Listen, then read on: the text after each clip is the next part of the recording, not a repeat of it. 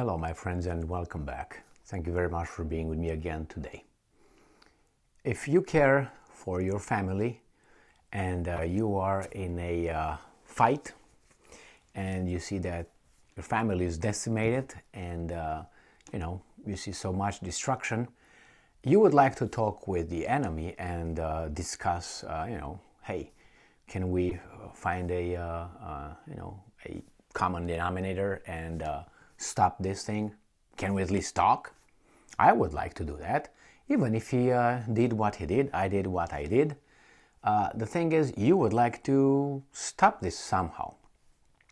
Unless you say, you know what, I don't want to stop, I just want you. All right? I want you like that, and I don't care. Well, that's many ways to deal with a situation. But I think if you're really you're hurting because your family is decimated, I think you will try almost everything to stop this and try to discuss it, or at least try a few times and see where you're going. But you say, no, we're going to continue to have our family dead and dying, but we're going to make sure that we're going to take care of you forever. Well, I think this is where Zelensky is going right now. Erdogan, the president of Turkey, is trying to organize a meeting between Putin and Zelensky to stop the war, or at least to negotiate, to talk about it. Well, Zelensky said, I don't have nothing to talk with those guys. We're going to keep doing what we're doing. Well, regardless of what conditions, preconditions for the meeting you might, put forth, the fact that you say, I have nothing to talk with the neighbor, that means we're going to keep doing what we're doing. Yeah, we're going to die, but hey, we're going to fight. All right, well, you're not dying, you're not hurting, you are the president, you are the one invited everywhere, you're put on the pedestal by your masters. Of course because it's like when you don't have to deal with your money, you're very generous. This is happening with the government. I have experience with that. Direct experience. The government uses other people's money. So you have a little bureaucrat with the power to distribute these taxes that were taken from voluntarily given, let's put it this way. But if you don't pay your taxes, you're going to end up in jail. How do you end up in jail? Some people will come and get you if you don't go by yourself. You know what I mean? So then, do you have these guys that are very, very, as I said, generous with other people's money?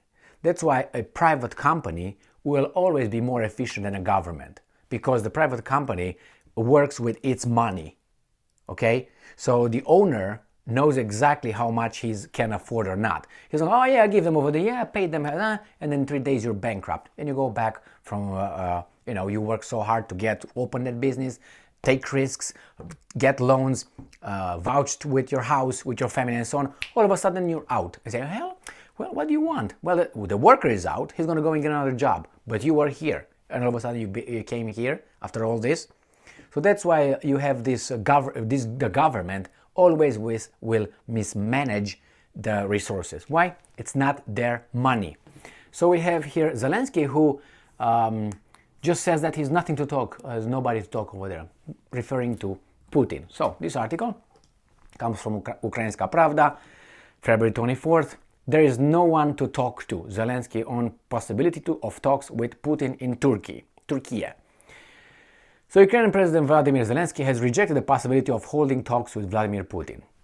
Well, okay, wouldn't you want to talk? I would, but anyway, we'll see. I would, because I care about my family, and if I feel their pain, I would try to stop that. You know what I mean? Well, it doesn't mean you have to be a weasel. It doesn't mean that you have to accept, the premises, or don't have to reach a conclusion after the meetings, but at least talk.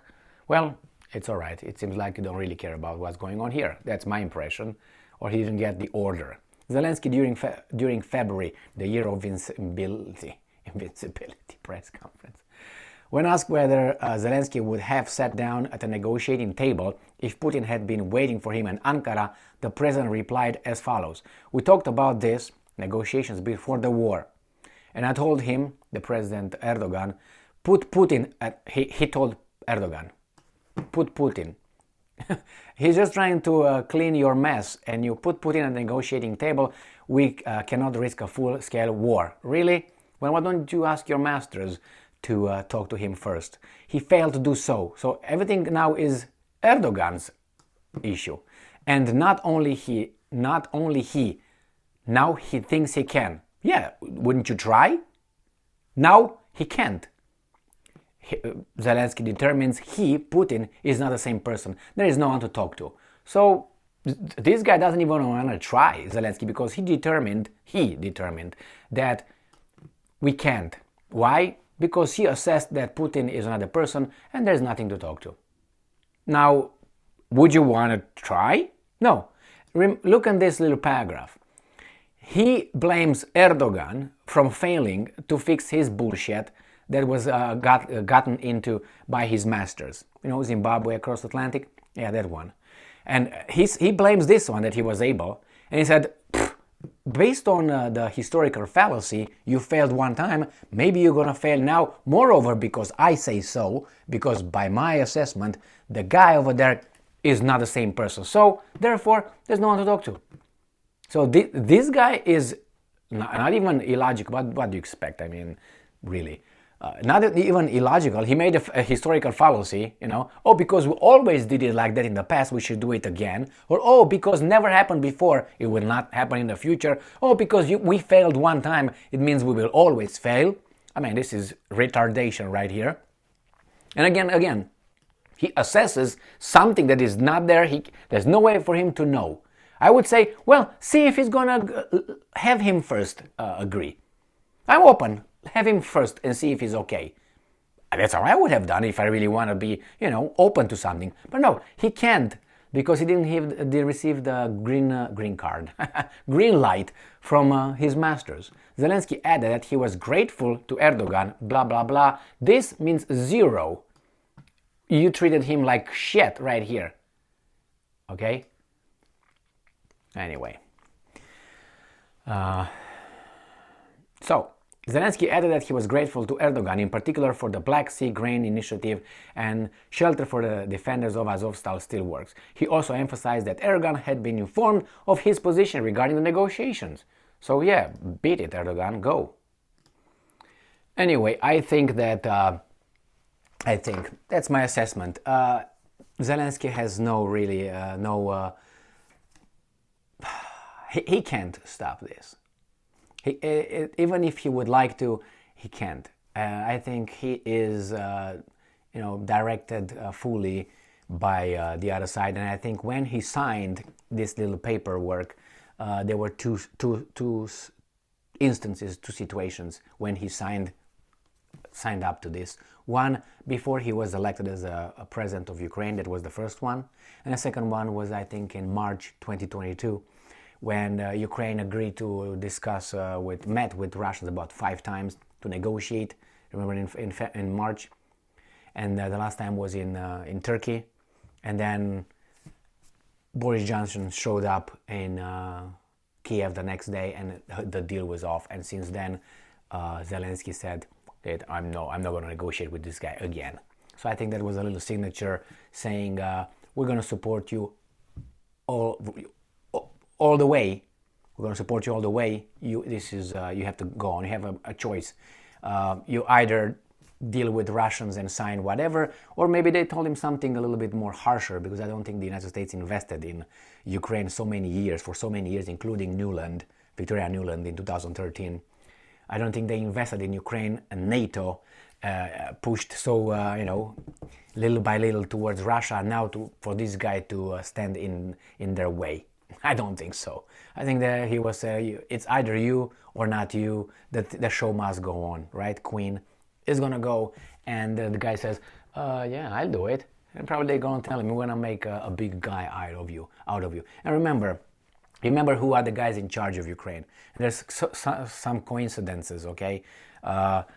They're Zelensky, Zhmyhal, Reznikov, Yermak. Look at their biographies, okay? And then you have the foreign ministry of the United States of America, the ones that deal are Blinken and Nuland. Look at their biographies. And if you don't see something over here, it's nothing, but you know, you might be surprised if you, let's say, you find that in, let's say, France, there the president is Romanian, the prime minister is Romanian, let's say the defense minister is Romanian, or you know, genetically, let's put it this way, and chief of staff is Romanian. And then the United States will deal with France, helping France, sending, let's say, the foreign minister, which is Romanian, and then the, how do you call it, below it, I can't remember, the secretary of whatever, Newland, is also Romanian. Would there be too many coincidences, do you think? Do you think? And the French, we're going to defend the French people, the Romanians in charge of France, and the Romanians in charge of the foreign, how call it, Secretary of State in the United States. I'm not saying they are, but it's just like very strange, very odd that I never see such a thing with I don't know, Mexicans? I don't know, French? I don't know. Do you see that? I don't see that. I don't see the Italians being, you know, like dealing with this. Italians being, I don't know, in France being, as I said, or in Germany, only Italians. It's very strange to me. But hey, we learn, okay? We learn, and we just put facts one after another, and we just, I think we're still allowed to look around and say, hey, what's going on? It's kind of like a coincidence, but nothing to see here. Okay, thank you. Thank you very much for being with me again today. Stay strong, stay smart, look for the truth, and be just.